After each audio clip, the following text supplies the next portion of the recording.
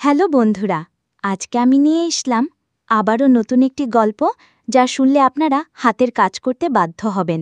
তো হাতের কাছে টিস্যু নিয়ে বসে পড়ুন।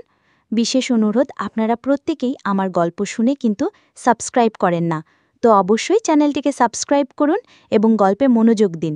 তো শুরু করলাম গল্পটি। হিয়া, তোর ফিগার একদম জোস। চলো না একদিন আমার বাসায় গ্রুপ স্টাডি করি। মিঠু মজা করে বলে উঠল। হিয়া হেসে বলল, দোস্ত, আমার বয়ফ্রেন্ড যেতে দিবে না। মিঠু আবার বলল, তুই বললেই তো হবে না, অনেক মজা হবে কি? হিয়া হালকা হেসে উত্তর দিল, মিঠু, এতটা অধৈর্য হইস না। বন্ধুর মতো আমাকে ভালোবাসিস, তাই না? একদিন সময় হলে ঠিক বুঝে নিবি। যদি আমার বয়ফ্রেন্ড জানতে পারে তাহলে অনেক সমস্যা হবে রে। কি, চল ক্লাসে যাই। হিয়া প্রসঙ্গ কাটিয়ে দিল। দুজনে খুব ভালো বন্ধু, কলেজে দুজন একসাথে থাকে, অনার্সে পড়ে। হিয়ার বয়ফ্রেন্ড নীল চাকরির খোঁজে প্রতিদিন ইন্টারভিউ দিয়ে বেড়ায়, বাকি সময় কাটায় আড্ডা দিয়ে। একদিন হিয়া আর মিঠু ইউনিভার্সিটির ওয়াশরুমে। কি ব্যাপার, ওয়াশরুমে নিয়ে কেন? মিঠু জিজ্ঞেস করল। তুই না একটু আগে বললি তোকে আর তোর সইচ্ছে না? হিয়া হেসে বলল। মিঠু কাছে এগিয়ে আসতেই হিয়ার ফোন বেজে উঠল। ব্যাগ থেকে ফোন বের করে দেখে নীল ফোন করছে। হ্যালো, আমি ক্লাসে আছি, পরে কথা বলবো বলেই ফোন রেখে দিল। নীল আবার ফোন করে জানালো সে হিয়ার ডিপার্টমেন্টের সামনে দাঁড়িয়ে আছে। হিয়া একটু চিন্তিত হয়ে পড়ে। তুই এক্ষুনি চলে যা, নীল দেখলে ঝামেলা হবে গো। হিয়া দ্রুত নিজেকে গুছিয়ে সেমিনারে চলে আসে। নীল জিজ্ঞেস করল, তুমি বলছিলে ক্লাসে আছো, কিন্তু চুল এত এলোমেলো কেন? ওই ক্লাসরুমে ফ্যান চুলছিল, বাতাসে এমন হয়েছে। কি? হিয়া উত্তর দেয়। নীল হেসে বলে, এই শীতে ফ্যান? এত ঘেমে গেছো কেন? হিয়া চুপ, একটু নার্ভাস। এই সময় মিঠু এসে পড়ল। নীল মজা করে বলে, এই ভাই, প্যান্টের চেন খোলা কেন? মিঠু একটু লজ্জা পেয়ে বলে, ওয়াশরুমে ছিলাম তো, ঠিক করতে ভুলে গেছি গো। নীল হেসে হেসে বলে, আরে আরে, আমি তো মজা করলাম। দুজনে হাফ ছেড়ে বাঁচল। মিঠু বলল, এখানে ঝুঁকি আছে, কাল আমার বাসা পুরো ফাঁকা থাকবে আর নিরাপদ। হিয়া বলল, আজ নীল চলে আসাতে ভালোই হলো, না হলে বিপদ হতে পারত। পরদিন হিয়া আর নীল কলেজে বসে আছে।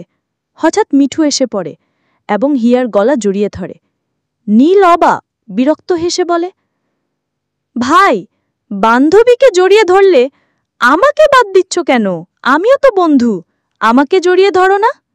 মিঠু হেসে পাশ কটায়, না ভাই, ক্লাস আছে।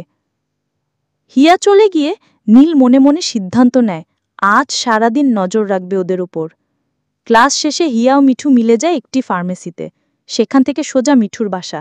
নীল চুপি চুপি অনুসরণ করে। মিঠুর বাসার দরজায় গিয়ে নক করে। মিঠু দরজা খুলে অগোছালো অবস্থায় ভেতরে উকি দিয়ে দেখে হিয়া আধা ঘুমন্ত অবস্থায় শুয়ে আছে। নীল ধাক্কা খায়, ভেতর থেকে বলে ওঠে, সব কিছু তুই নিয়ে গেলি, আর আমি কেবল গল্পে ভালোবাসা খুঁজি।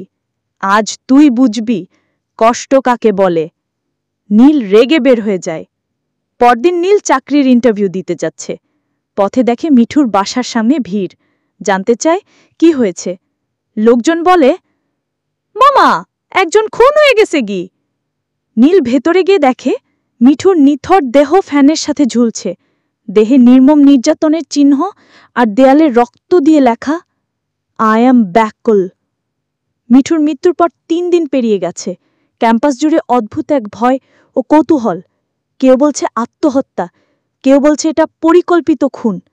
তবে একটা জিনিস সবাই মানছে, মৃত্যুটা স্বাভাবিক না। হিয়ার চোখে ঘুম নেই, মুখে ভয়ার্ত বিষণ্ণতা। মিঠু ছিল তার প্রিয় বন্ধু। যদিও সবকিছু সীমার মধ্যে ছিল না, তবুও তার মৃত্যু হিয়া মেনে নিতে পারছে না। হিয়া বারবার একটাই কথা ভাবছে, আমি কি দায়ী?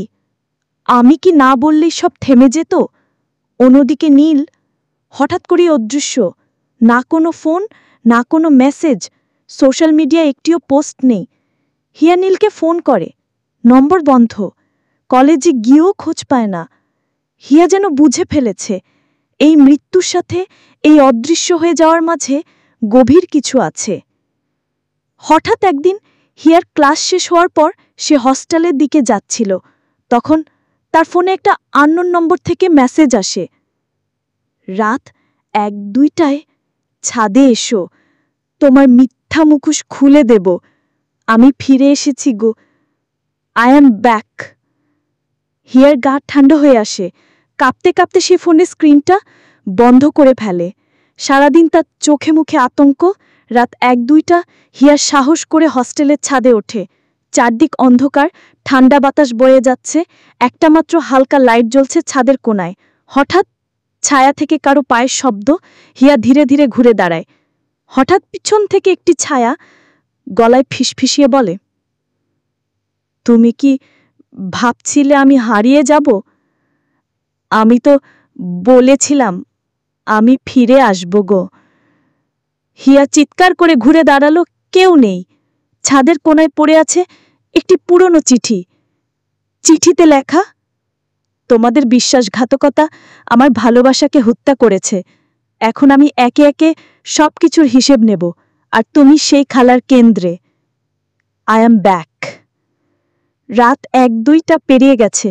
হিয়া তখনও ছাদে দাঁড়িয়ে, চোখে আতঙ্ক, কানে তখনও ভেসে আসছে সেই গলা, আমি ফিরে এসেছি।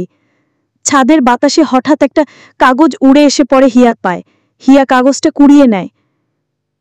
তুমি কি জানো বিশ্বাসঘাতের প্রতিদান কি হয়?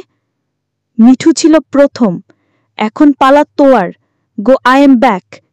হিয়া হঠাৎই ঘেমে ওঠে, কাঁপতে কাঁপতে নিচে নেমে আসে। পরদিন কলেজ ক্যাম্পাসে চুপচাপ হিয়া, চোখে লালচাপ, চেহারায় ভয়।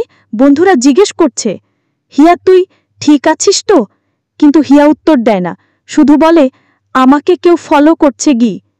হঠাৎ প্রিন্সিপালের রুম থেকে ঘোষণা আসে, সাইকোলজি ডিপার্টমেন্টের হিয়া রহমান এবং নীল আহমেদের ক্লাস স্পেশাল ইনভেস্টিগেশনে সাসপেন্ড করা হলো। প্রয়োজনে পুলিশ জিজ্ঞাসাবাদ করতে পারে। কি? সবাই চমকে যায়। নীল তো হারিয়ে গেছে, আর হিয়া, সে তো সবসময় চুপচাপ শান্ত। কিন্তু ফার্মেসির খেয়ে ফুটেজে দেখা গেছে হিয়া নিজেই একটি বিশেষ ওষুধ কিনেছে, যা কিছু সময়ের জন্য অজ্ঞান করে দিতে পারে। এই ফুটেজ ভাইরাল হয়ে যায়। হিয়া তার হোস্টেলে ফিরে আসে। রুমে ঢুকতে আবার মেসেজ আসে, তোর মুখোশ আমি নিজে ছিঁড়ে ফেলব। মিথ্যা খুব সুন্দর সাজাতে পারিস, কিন্তু আমি তো জানি সব। তোর প্রতিটি ধাপ আমি দেখছি গো, আই এম ব্যাক। হিয়া এবার কেঁদে ফেলে। সে জানে এটা কেউ অন্য কেউ নয়, নীল নিজেই ফিরে এসেছে। পরদিন রাতে হিয়ার রুমমেটরা সবাই বাইরে গেছে, হিয়া একা। একটা সময় হঠাৎ বিদ্যুৎ চলে যায়। অন্ধকার রুমে টিকটিক করে মোবাইলের টাইম দেখায় 12:00 AM। হঠাৎ দরজায় ধক্কা, ঠ্যাং ঠ্যাং ঠ্যাং। হিয়া দৌড়ে দরজা খুলে দেখে কেউ নেই। মেঝেতে একটা পুতুল পড়ে আছে। পুতুলের মুখে সেলাই করা, গলায় লেখা, তুই খুনি।